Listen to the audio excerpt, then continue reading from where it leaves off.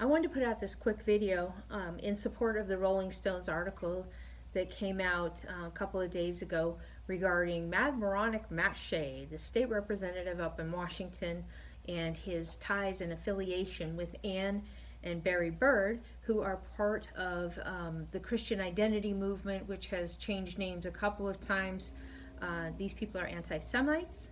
They're white supremacists, and they have a plan, and they are as evil and insidious as they come. So, as many of you are finally now starting to figure out, the Bundys are part of this group. It was Matt that helped plan and orchestrate Bunkerville in 2014 and Malheur in 2016. In 2014, the Bundys, who proclaimed in court that they were scared for their lives and they had FBI sniper red dots trained on them. Let me ask you this. If you're that scared for your family and you honestly think that you're going to die, why do you have time to go get stages and PA systems and folding chairs and flags from every branch of the military? And the most astounding of all, you've now constructed and erected two very large metal flagpoles that has "We the People" in metal across the top of it. I mean, if you're scared for your life, is this really what you're focused on? I would assert to you that the pageantry that they had planned out shows for a fact that all of this was premeditated. They had carefully constructed and orchestrated how they were going to perform Sagebrush Rebellion 2, 3, 4, whatever number we're on. Up in Malheur in 2016, you have someone like Ammon Bundy who can't put two sentences together without misspelling 3/4 of the words. Now all of a sudden he's a legal scholar and knows about adverse possession? Wrong. Who knows about adverse possession is Matt Shea, who happens to be an attorney. He also brags that he's Army intelligence. Now, how do I know this, you might ask? Because all of you are such fine research professors, and you know so much about the law, and you're the keepers of the Constitution by your own designation, even though the rest of us, never appointed you, voted for you, and we all think you're nuts. Well, I was invited in June 2016 by Dwayne Schrock, who is the pretend Committee of Safety person up in Malheur. Ammon appointed him. And he said, hey, I've got an invite only up into Marble. Now, I've provided these documents before, so any of you who are just now catching up or catching on, please go over to my YouTube and you can watch it all there. So we go up to this invite only event called God and Country up in Marble, Washington. It's ran by Matt Shea. Some of his little minions are Cope Reynolds and Anthony Bosworth, Gavin Syme, Shelley Shelton, Michelle Fee Horry. It's all the regulars that you saw at both Bunkerville as well as Malheur. Why? Because these people are in league together. They are in league with the devil. So up at this private meeting, we go in, and Matt Shea is giving a presentation with a PowerPoint at the front of this little weird, creepy church. Ann and Barry Bird are, ordained ministers via some correspondence course. I don't know how they got this designation. For all I know, it could be pretend, because everything else they do is pretend. So he's giving this presentation. He's talking about how they have many Facebook pages that are going to promote their ideas, their plan, their scheme. And he talks about having several people deeply seated within high government positions that are in league with them and are sympathetic to their plan. So, question is, what is their plan? Let me put it in a nutshell. These people talk about revolution a lot. There is no revolution. They want a civil war, and here's how they're going to do it. They want to annex off a portion of the northwest United States, and then it'll grow from there. So they're going to take Washington, Oregon, Idaho. They're working on Utah, and Ryan is supposed to get them Nevada. If Ryan runs for governor in Nevada and he were to win, he's going to kick out all feds, and you will not have the sovereign nation of Nevada. You will have the country of Nevada, because that's how crazy these people are. To further this idea, here's another event that took place. Okay, so while I'm at this meeting, Michelle Fihori comes in and she has a fit because I'm there. And she's like, "Oh, you, no, you have to go," because they know that I'm onto them. Okay, I started questioning them. Things weren't jiving. I'm also LDS like the Bundys are, but the Bundys are fundamentalist LDS. I'm not. I'm mainstream. So I started hearing a lot of false doctrine being taught and preached, and that's really the first signal that you should watch out for someone, because that's Satan that's doing that, is propagating the false doctrine. So on my way leaving from this Washington event, which was a joke, you have two components of it. You've got the part where people are showing up and they're camping and it looks like it's just like some jamboree or something, but then you've got the secret invite only meeting that 99% of the participants don't even know anything about. But regardless, you're complicit in furthering this group because they are recruiting people. And the more that they find out that you're willing to be radical, whether it's as militia or if you're dumb enough to be a martyr for them, like Lavoie was, they'll recruit you in and you'll start getting invited to come to the little behind closed doors meetings. So Matt's big protestations on his video he did against the Rolling Stone are really laughable. They're a joke. He's blaming everybody else. "Oh, see, I told you they're going to attack me." No, Matt, the cat is out of the bag, and now the proof is coming out that you are a white nationalist and you people are crazy up in the Northwest. And the reason it's coming out is because people have been dealing with you for longer than I have, and they're now starting to put out the documentation of who exactly the Anna and Barry Bird are, the people that they've attacked, the way that they defame people, the way that they go after your reputation. They make false allegations, they make false documents. They really are evil people, and they need to be stopped immediately.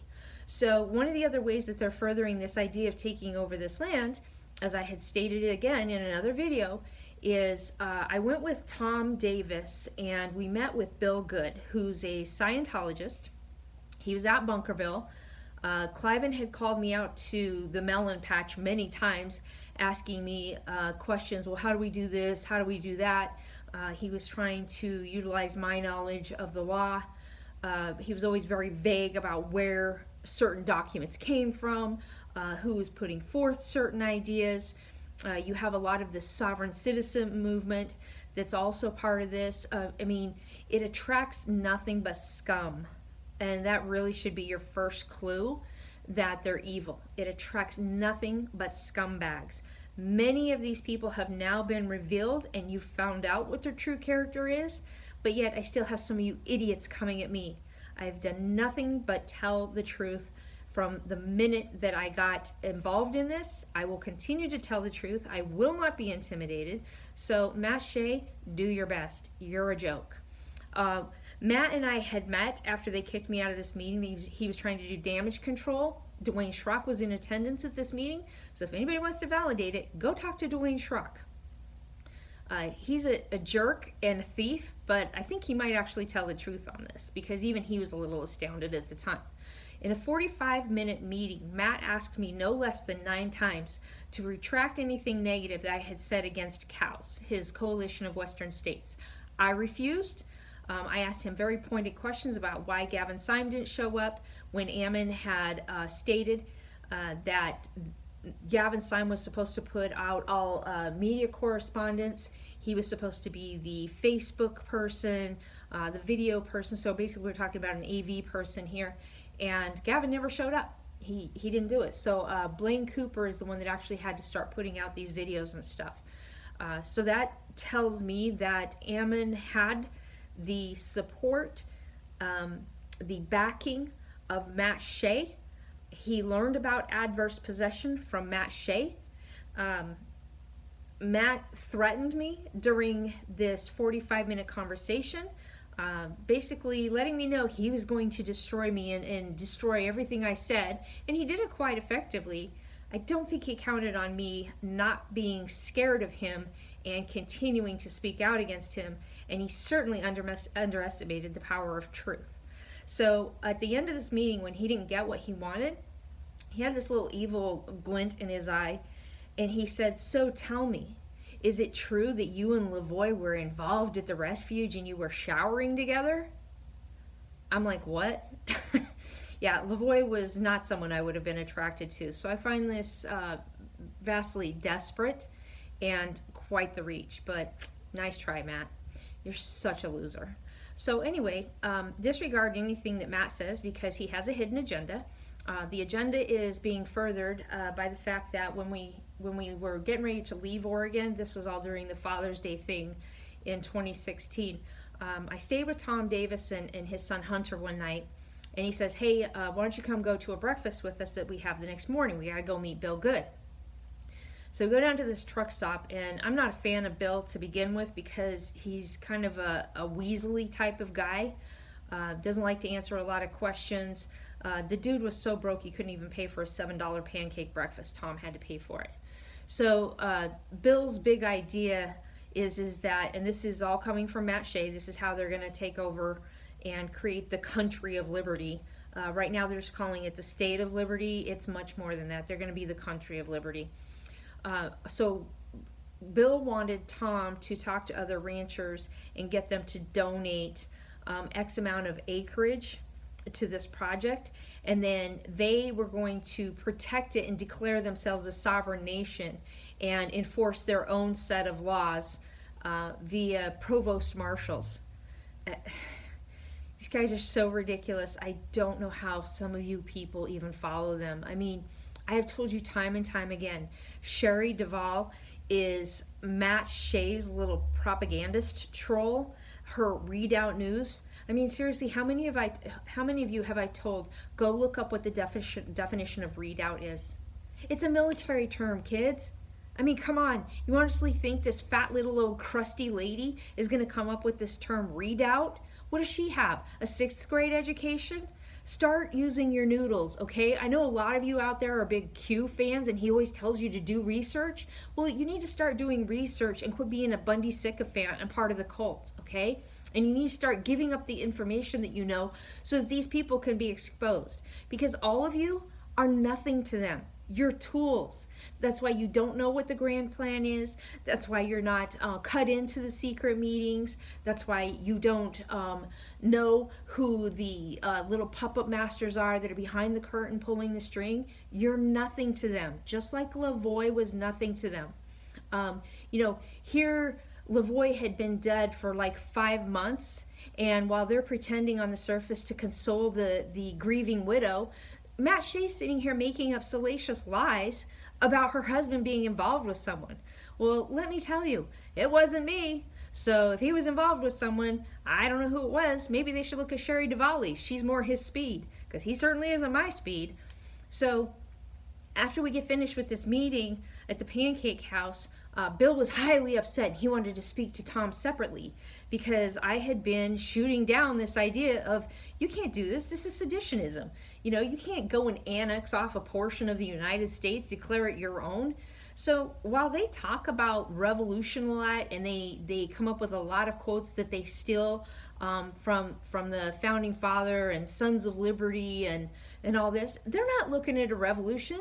These people are such morons, they don't even know what period of history, what war that they're trying to replicate here. What they're going to do is they're going to start a civil war, because this is a war within the boundaries of the United States, and that's brother against brother, that's son against father, and vice versa. So it's not a revolution that they're starting, it's a civil war.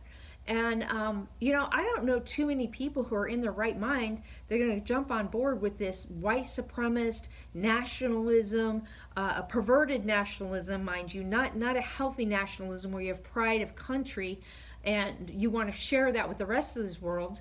I often liken these people to M. Night Shyamalan's The Village, because it's the same concept. These people want to wall themselves in and they want to go back to this archaic way of living, and that's really not how God intended for all of this to work. Does he want us to be a righteous people? Absolutely. But when you're at the point where you're forcing other people to make the same choice that you would make, and you're not allowing them to make their own choices, you are doing exactly the plan that Satan put forth where he will command all people to be righteous and every person will be returned to God. That is not the plan that God accepted. He rejected that plan. He went with Christ's plan where we all have free agency and we can say no. Even if it's saying no to Christianity, no to righteousness, we have the right to say no because therein lies the test. Will you be faithful to God? Will you be faithful to his teachings without being compelled to do so? God does not need the Bundys, the Byrds, or Matt Shea to compel people to accept his teachings. God gives us the freedom of choice on our own. God could compel us all if he wanted to with a mere thought. So these people that Matt Shea is kind of the de facto leader of are sick in the head. They are components and agents of Lucifer. They are pushing the same plan that Lucifer pushed. You will comply with us or you will be ejected from our community. You will be restricted from entering into our community.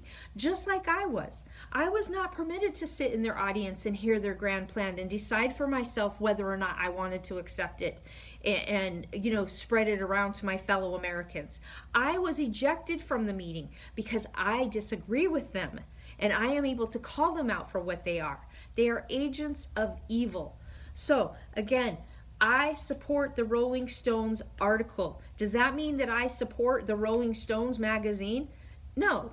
I think that in every group there is good and bad. It doesn't matter if it's your church group, your family group, your clubs, the FBI, the government. There are good and bad people in every single group on this planet. And therein lies the challenge, is to determine who the good people are and prop them up and push forward their ideas and their works. That is not what's taking place with Matt Shady Shea's group, okay? They're evil. The Rolling Stone magazine article called him out on it, and now he has to do damage control. I got news for you, Matt. This message is directly for you.